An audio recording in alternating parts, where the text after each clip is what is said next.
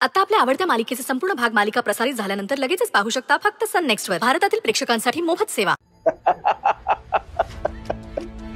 बरं झालं, चांगली अब्दल घडली त्या मूर्ख माणसाला. काही काय बोलतोय दादा? त्या विक्रमला अद्दल घडवण्याच्या नादात ओमी आणि देवांशला काही झालं असतं तर एवढी मोठी रिस्क कशाला घ्यायची? पण आई, तो विक्रम जे काही बोलतोय, जे काही वागतोय, ते कधीपर्यंत असं शांतपणे सहन करायचं आपण? अरे पण त्याला हँडल करण्याचे दुसरे पण काही मार्ग आहेतच ना. Relax relax relax. आम्हा दोघांनाही काही झालेलं नाहीये. मी अगदी ओके होतो. थँक गॉड तुम्हाला काही झालं नाही. पण मला हे अजिबात पटलं नाही. सई या घरातून गेली आणि तिच्यामुळे होणारा त्रास काही संपत नाही. एक मिनिट भैरवी, आता तो विक्रम तिकडे आला, यात सईची काय चूक? तिने त्याला बोलवून घेतलं असेल. मे बी हा दोघांचा एकत्र केलेला प्लॅन असू शकतो. आत्या, बहिणीला याबद्दल काहीच आयडिया नव्हती. असं दाखवते रे ती.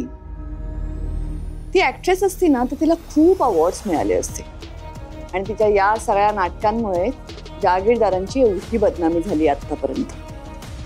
देवांश, हे बरं केलंस की तू तिला या घरातून काढून टाकलंस.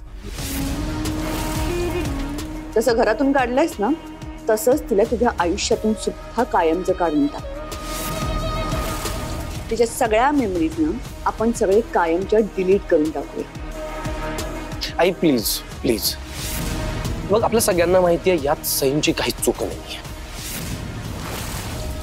तो विक्रम, तो खूप वियर्ड आहे, खूप वियर्ड आहे तो.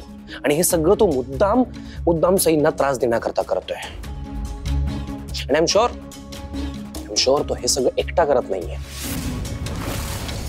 म्हणजे आय मीन कोणीतरी त्याला खूप स्ट्रॉंगली सपोर्ट करतोय.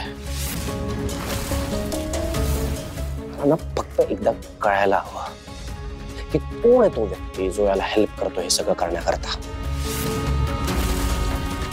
मग त्या व्यक्तीला आणि या विक्रमला दोघांनाही बघतो मी.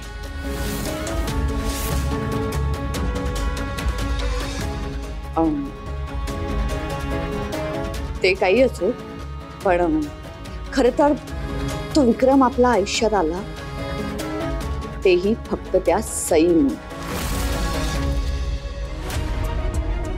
सई नसती ना